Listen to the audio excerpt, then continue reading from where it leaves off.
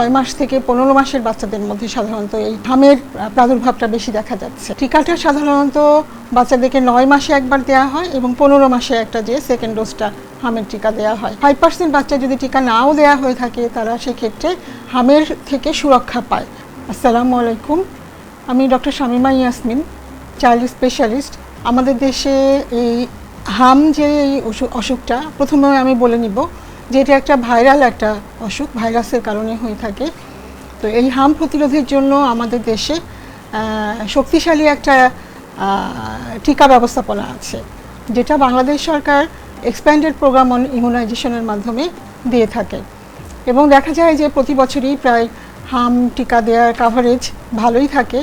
কিন্তু আমরা পর্যালোচনা করলে দেখতে পাই যে ইপিআই ড্যাশবোর্ডে যদি আমরা দেখতে পাই যে গত কয়েক বছরের মধ্যে দেখা গিয়েছে যে হামের যে টিকা দেওয়ার পার্সেন্টেজটা মোটামুটি ভালোই ছিল, 87%, কখনো 90%, কখনো 93%।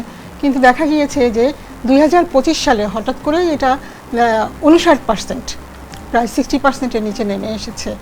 এটা একটা প্রধান কারণ বলে মনে হয় যে হঠাৎ করেই হামের টিকা দেওয়ার রেটটা হঠাৎ করে কমে গিয়েছে। এটা হতে পারে যে গত 2 বছরে দেশে যে সার্বিক পরিস্থিতি ছিল সে কারণে হয়তো এটা হঠাৎ করে নেমে এসেছে। এবং মানে ইপিআই যে টিকা সরবরাহ যে চেন হঠাৎ করে ভেঙে পড়েছে। এবং এই ইপিআইয়ের মাধ্যমে যে টিকা দেয়া হয় বাচ্চাদেরকে, যাদের মাধ্যমে দেয়া হয় মাঠকর্মী, হঠাৎ করে মাঠকর্মী কমে গিয়েছে। এবং সব মিলিয়ে দেখা যাচ্ছে যে আমাদের এখানে যেসব বাচ্চারা আসছে সেই বাচ্চাদের মধ্যে দেখা যাচ্ছে যে 6 মাস থেকে 15 মাসের বাচ্চাদের মধ্যে সাধারণত এই টিকার মানে এই হামের প্রাদুর্ভাবটা বেশি দেখা যাচ্ছে। আমরা এই ইপিআইয়ের যে টিকা যে দেওয়ার যে হারটা অনেক কমে গিয়েছে। এর পাশাপাশি আমরা আসলে আরও দেখতে পাচ্ছি যে 6 মাসের নিচে যে শিশুরা আছে সেই শিশুদেরও দেখতে পাচ্ছি যে টিকা দেয়া হচ্ছে।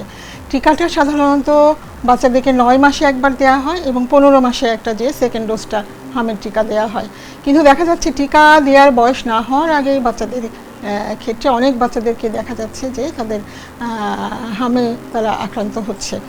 মনে করা হয় যে 9 মাসের আগে সাধারণত মায়েদের কাছ থেকে বাচ্চারা ইমিউনিটি পেয়ে থাকে।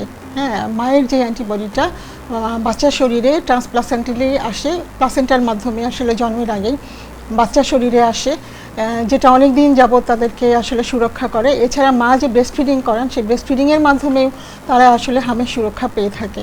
কিন্তু এখন আমরা দেখতে পাচ্ছি যে আসলে 9 মাস পর্যন্ত আসলে তারা বেশিরভাগই তারা সুরক্ষা পাচ্ছেন না।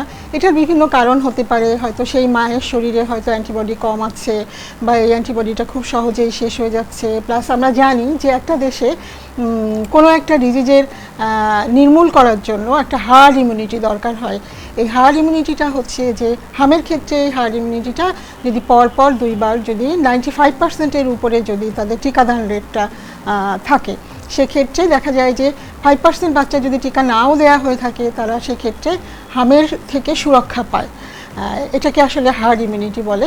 এই হার্ড ইমিউনিটিটা যেহেতু ব্রেক হয়েছে হঠাৎ করে, সেক্ষেত্রে দেখা যাচ্ছে যে আমাদের 9 মাসের নিচের বাচ্চারাও সাধারণত আক্রান্ত হচ্ছে। তো সব মিলিয়ে অনেকগুলা কারণের মধ্যে অপুষ্টিও একটা ব্যাপার আছে। গত 2 বছর ধরে আসলে বাংলাদেশে হেলথ নিউট্রিশন যে সেক্টরটা আছে, সেই হেলথ অ্যান্ড নিউট্রিশন যে সেক্টর প্রোগ্রাম আছে সেই প্রোগ্রামগুলো আসলে একটাও সম্পূর্ণ হয়নি। এখানে এই নিউট্রিশন সেক্টরের প্রোগ্রামের মাধ্যমে বাচ্চাদেরকে অপুষ্টি প্রতিরোধ করা হয় সাধারণত।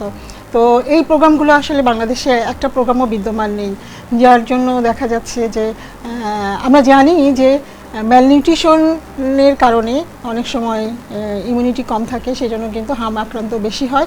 এবং ম্যালনিউট্রিশনের যে বাচ্চারা, এটা সাধারণ যে বাচ্চা আর কি, পুষ্টিজনিত যে বাচ্চা, তার থেকে প্রায় 400 গুণ তার মরবিডিটিটা, মৃত্যুর আশঙ্কা হামে আক্রান্ত হলে বেশি হয়।